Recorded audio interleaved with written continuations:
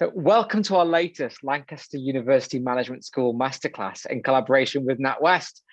As you all know, we'd love to be doing this with you all face to face, but with the current situation, we're having to use technology to its best use to make this happen. And today we're extremely lucky to be joined by Jacky Wright. She's a transformational global leader, innovative technologist, and a recognized STEM advocate. She's a senior executive whose career spans multiple industries. As the Chief Digital Officer and Corporate Vice President of Microsoft in the USA, she inspires and leads teams to drive innovation, adopt sustainable and accessible business models, and to transform. She's been recognized for her contributions in technology and diversity. She's received an honorary doctorate from Aston University and was included on Britain's Power list of 100 most influential people, and also on the top 100 BAME leaders in business and Savoy magazine's top women's list. So welcome, Jacky, and thank you for making the time for us today. No, thank you for having me. I'm looking forward to the conversation. Great. And I thought I'd start with quite a broad question, which is, for many of us as business owners, we're always taught about this concept of digital transformation and told to be on a digital transformation journey. But that can seem like a bit of a nebulous concept to the untrained mind. And I'd just love to get your view on what does that mean? When we talk of digital transformation, what does that really mean for a business? Yeah, and thanks for the question. When people think about transforming, you can think of everything from a caterpillar transforming into a butterfly, how you morph into something else. And so, digital transformation is just that. It's really about transforming outcomes, how we work, how we live, the services we provide, operations, how you interact with your customers, and just really transforming how things are delivered with a digital mindset and technology at the core. I mean, it really requires you to think about your culture, your leadership, having empathy to understand your customers and your workforce, and then just bringing that all together to change your business models and outcomes as an organization. I want to come to kind of some of the successes that you've seen in digital transformation, but what are some of the common misconceptions about digital transformation and perhaps some of the common mistakes that companies make when going on this journey? So when organizations fail to understand that there is a transformational journey that you need to be on, there are many challenges that people see. It could be everything from people don't want to be a part of the journey, people are afraid of what's coming, your organization becoming somewhat irrelevant. And so you really, these are mistakes and not misconceptions. They are conceptions. I mean, if you don't do that, those are the things that happen. Yeah. But we fail to understand that you don't have a unified message, that people don't understand how to transform, how you bring them along. It really does disrupt how you transform as an organization, how you help bring people along. And frankly speaking, it is culture is at the core of being able to do that. Yeah. And I think I'd love to come to that point because culture is something which I think particularly in recent years has risen to the status it should be in our understanding of businesses. And I guess the question for me is in two parts. And the first part is, how do you tackle the often inevitable leadership resistance to digital transformation which occurs in businesses? And secondly, what is the type of company culture that you see as being most advantageous or most useful when embarking on this journey? Yeah, I can use Microsoft as a great example of what happens from a cultural perspective. There are a couple of key elements. One is there is a top-down approach, which is setting the tone from the top that says we are going to be on this journey. Here's what you should expect from me as a leader and my leaders. And then really helping folks understand what good looks like and how we're going to take this journey. The second piece is really about thinking about all the processes within your organization to help bring people along. Culturally thinking about Are we rewarding in the right way? So are people going to collaborate? Are they going to innovate together? Are we going to have a truly inclusive environment? Because we need to make sure that all voices are heard and that we can really innovate in a way that really transforms the organization. And then we really have to think about, who are we as a company? How are we going to differentiate ourselves? And so those organizations that refuse to really take on the cultural elements of it, take that top-down approach, really engage your leaders, and really making the rest of the organization feel that they're part of something bigger and greater, are really not going to be relevant or competitive. And what about for legacy businesses? And I use that term not in a kind of pejorative sense, but more in the sense that, you know, for example, here in the north of England, we've got a huge amount of industrial sector businesses, often businesses which, you know, first, second generation family businesses, quite stayed in their approach. And sometimes it's that layer of middle management or the new entrants to the business who are trying to push those businesses to transform because they can see the inevitability that digital transformation will bring. You know, how would you advise people to actually approach that? How can we tackle that kind of resistance? Because those are some of our biggest businesses and biggest employers, and they need to transform fast. Yes, and this is where inclusivity is at the heart of this. Because just think about this, you have a cultural element where you have people who can envision the art of what's possible.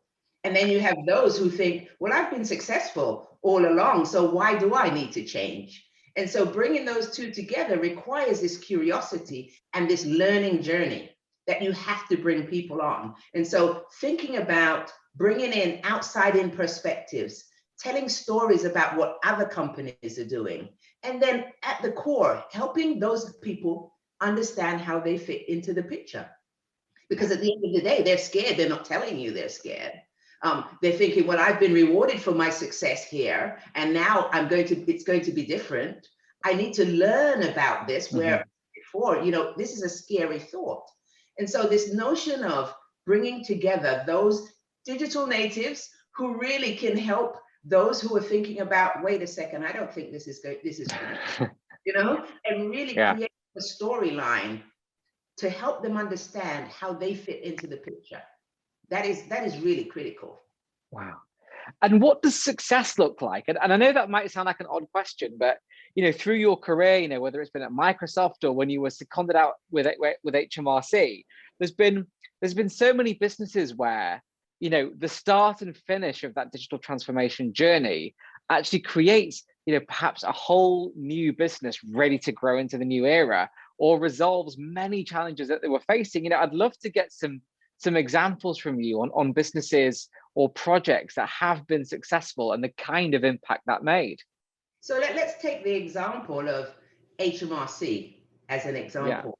An organization which, you know, from the outside in, you just think about taxes, right? You get a you're like, hey, this is it.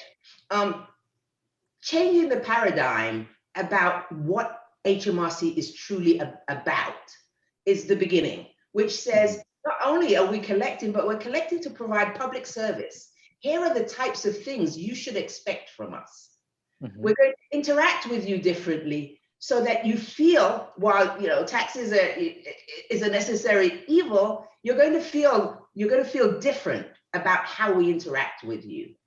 We're going to look at certain things that we didn't look at before. And so, you know, really thinking about, how do I change my call center model to use digital at the core to really help people interact in ways that they didn't interact before. And so this is really about, how do you bring to light the paradigm shift of an organization? And so while HMRC is still on the journey, when this pandemic occurred, the success to be able to then everyone remotely interact, everyone, they were set up for that. When I came in, really changing, hey, this is what we need to do. Tone from the top, speaking to the CEO, saying, bring it along. This is what I need from you. Here's how you set the tone. And then at the time where they needed to pivot, was in a position to do that. Wow. And do you think as a leader, we need to adapt our style to a more digital organization, because, if we use that example where in the pandemic, businesses that got digital right were the ones who were able to mobilize quickly and, frankly, often without any disruption to their suppliers or stakeholders. But as leaders in those organizations, being able to lead at a distance is different, yet enabled digitally. But also digital technologies give us far greater tools to understand the mood, the heartbeat, and the performance of our organization. How have you seen the actual craft of leadership itself change with digital transformation? Changing and adapting your style to digital requires you to, one, be totally self-aware in terms of how you interact with your organization. Traditionally you went in, you made a big speech, you had a town hall, and now you need to do this on a regular basis. Mm-hmm. So in order to do that, I have to be totally self-aware of who I am, how I interact, how it lands with my organization, and how can I do digital and virtual world. Then I have to be empathetic. So your point about really having a pulse on the organization and using those tools to really get the sentiment and evolve as you get increased sentiment around, did this work? Are people engaging with me? Am I opening my style so that people feel that they can interact with me in a way that they can speak up? And so this notion of self-awareness and being empathetic is at the core of digitally using these tools to adapt, change your leadership style. Wow. And I think, one of the other major requirements of a leader is, building and maintaining that talent pool within the business and coming into a business. And, from a lot of businesses that I've worked with over the years, actually building an inclusive, diverse and high performance talent pool in digital is one of their biggest challenges. And, Microsoft as a business, this is your bread and butter in terms of what you need as a business. But what are some of those pieces of advice that you could give businesses in terms of developing a talent pool that's digital ready, actually recruiting that talent pool, and also the importance of diversity in creating, an effective workforce? So let's start with inclusivity. Mm-hmm. At the heart of this, we can't solve problems unless we have an inclusive team that really can, one, not just be inclusive, but can speak up. And so really about leadership equipping their leaders to be inclusive is really paramount. Creating this culture and environment to be authentic in a way that, one, demonstrates vulnerability as a leader, to then help the organization feel that they too can speak up, they can constantly communicate, and then you cast the net wider in terms of people, skills, geography, and how you really include people from all different walks of life.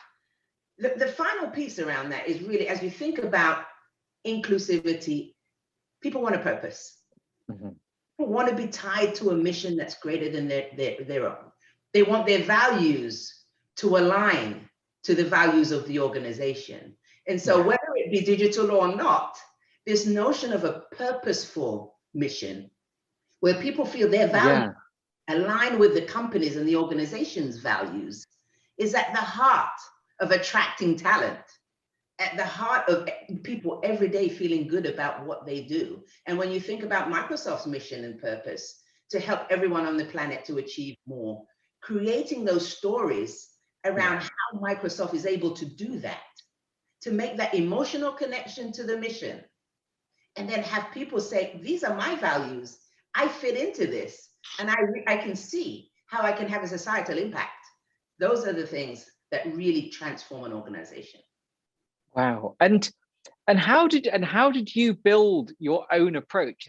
I love to kind of get an insight into the individual as well. And we've talked through a lot of the strategy piece here, but for you, as an executive and as a leader yourself, how did you develop your own style and approach to leadership? Because so many people have rightly described you as an inspiring leader, and I think that there's a lot we could all learn from your journey and your approach. Yeah, I would say, I would start by who I am as an individual, right? I am a woman. I'm a woman of color in technology. And when I started out, there were very few like me, and while I was in university, I worked and I started to manage teams at a very early age, managing people who were older than I was. And so this notion Wow. of trying to convince them to do things because I was their boss, I had to tap into what makes people tick. I Yeah. also had to recognize that, wait a second, they've never seen someone like me. And so how do I bring that connection to help them really feel that we have something, I understand and I know what I'm doing, and really inspiring them to think that they can do and achieve anything.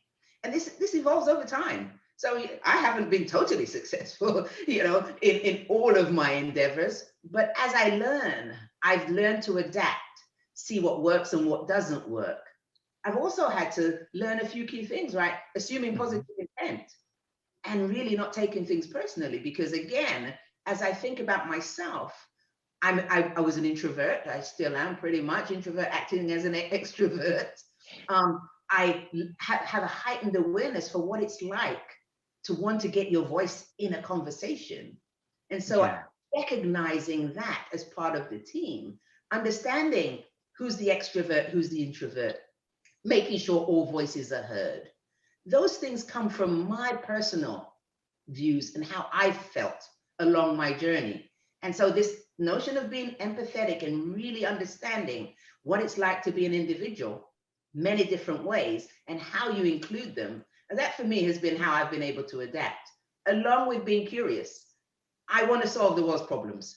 That's what, that's Yeah. what it's all about for me. And if I can do that and inspire people to do that, and we all achieve that, at the end of the day, I feel that, this is the right thing for me. Wow. And what one kind of roundup question, if I may, which is obviously, in your own journey, you've inspired lots of people, you've led lots of teams, you've been able to, bring a lot of people forward with you. But who or what inspires you? Because, for any leader, you've also got to have that inspiration around you to give you that fire to then bring other people with you on that journey. Yeah, it really is about harnessing the power of everyone, right? And anybody can inspire you, whether it be, the person who's serving you food at a restaurant, to your leader. It's been a myriad of folks for me along my journey. And every interaction, I think about, what do I take away from that interaction? And so this, again, this notion of relationships, to Mhm. be able to transform, requires leaders to really heighten their EQ, to be able to bring people along. And so my father influenced me early on. I've had mentors and sponsors along the way.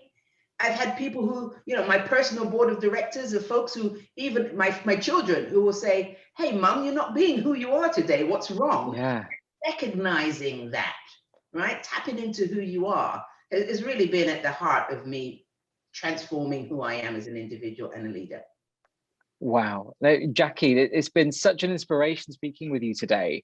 You've had an incredible career, and we're looking forward to seeing, how that tracks next and what comes next for you. And we just really thank you for taking the time out to share your journey and learnings with us, and to inspire the Lancaster audience. So thank you so much for your time. Thank you.